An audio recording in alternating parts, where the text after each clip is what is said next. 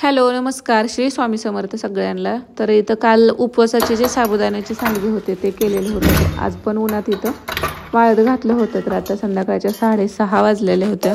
धार वगैरे काढून झाल्यानंतर इथं वरती आलेले तर हे भरून ठेवा म्हटलं। तर काल पण वाळलंय आणि आज दिवसभर पण ऊन होतं भरपूर, तर चांगलं हे वाळलेलं आहे। आता याला परत ऊन द्यायची एवढी काही गरज नाही, तर नंतर म्हटलं आता हे डब्यामध्ये भरून ठेवता येईल।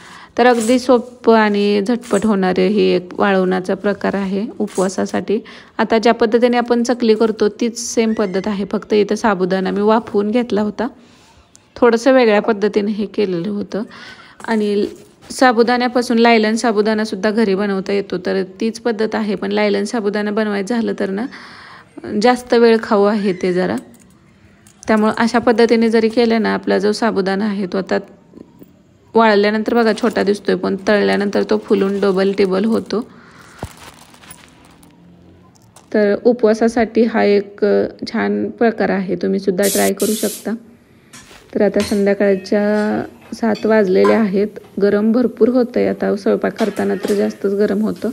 शेवग्याच्या शेंगाची भाजी केलेली होती, भात लावलेला आहे आणि इथं आता हे सांडगे जे आहेत ते पण तुम्हाला मी तळून दाखवते। सोबतच दूध पण गरम करायला ठेवलं, शेंगदाणं पण भाजून ठेवलेलं होतं आणि चपात्याचं पीठ पण मळलेलं आहे। चपात्या तेवढ्या आता करायच्या राहिलेल्या होत्या। तर सकाळी मुलांच्या डब्यासाठी छोलेची भाजी बनवलेली होती, तर ते पण छोले पण शिल्लक आहेत, त्यामुळे फक्त एक शेवग्याच्या शेंगाची आमटी केलेली।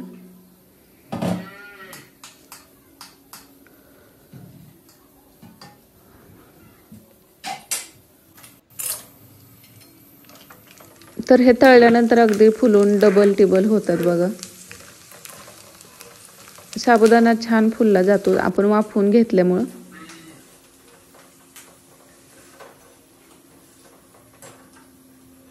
आणि भाजताना मात्र इथं बारीक गॅस करूनच हे भाजावं लागतंय, नाहीतर काय होतं की सांडगे कसं थोडंसं जाड राहतात, त्यामुळे तळताना थोडं लगेच तुम्ही पटपट तळायला गेला तर आतमधून ते कच्चं राहू शकतं। तर बघा साबुदाणा किती छान फुललेला आहे, तो ज्या पद्धतीचं आपण लायलन बनवतो ना तसं ते फुलतं।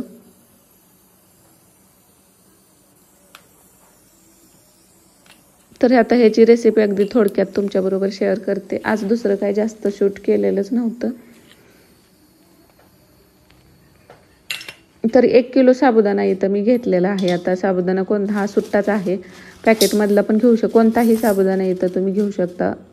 आणि साबुदाणा मात्र 2 वेळा स्वच्छ धुवून घ्यायचं, थोडंसं हलक्या हाताने याला चोळून घ्यायचं। आणि हा रात्रीचा मी भिजत ठेवलेला आणि सकाळी परत हे सांडगे केलेलं होतं। तर 2 वेळा हा साबुदाणा व्यवस्थित जास्त पाणी टाकून असं धुवून घेतला आणि नंतर नेहमीप्रमाणे आपण साबुदाणा जसा भिजवतो खिचडीसाठी तसाच भिजवून घ्यायचा।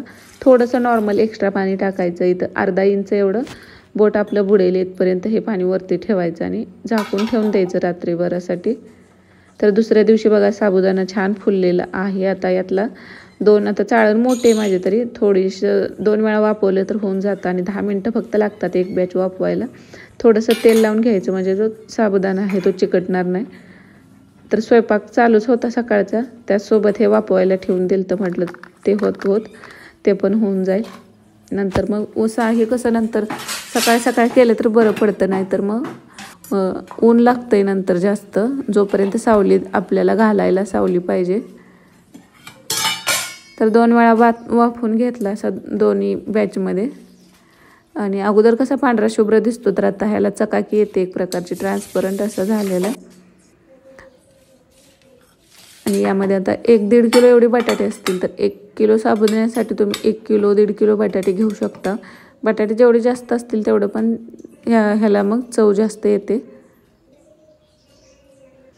बटाटे सकाळीच उकडलेली होती मुलांच्या टिफिनसाठी, पण त्यांना पण भाजी द्यायला होईल म्हटलं आणि ह्याला पण होईल म्हणून कुकर भरून एकदाच सगळं उकडून घेतलेलं। नंतर यामध्ये हिरव्या मिरचीचा ठेचा टाकलेला आहे आणि मीठ चवीपुरतं एवढंच। आता उपवासाला आमच्याकडे जिरं खात नाहीत, तुमच्याकडे चालत असतील तर तुम्ही टाकू शकता। छान हे मळून घ्यायचं आणि नुसतं आता याचे छोटे छोटे सांडगे आपल्याला तोडून वाळवून घ्यायचे आहेत। एवढं सोपं आहे, ह्याला जास्त कष्टसुद्धा नाही लागत। आणि आता सांडगे तोडण्यासाठी वेळ जातो, पण हे बसून आहे त्यामुळे एवढं काय वाटत नाही। पण छोटे छोटेच करा, नाहीतर हे तळायला नंतर ना आतमधून कच्चं राहतं, जर जाड झाले मोठे झाले तर। अशा पद्धतीने हे मी सर्व करून घेतलं. आता तळून तर तुम्हाला मी अगोदरच दाखवलेलं होतं. तर असा आहे आजचा छोटासा व्हिडिओ. तर श्री स्वामी समर्थ सगळ्यांना.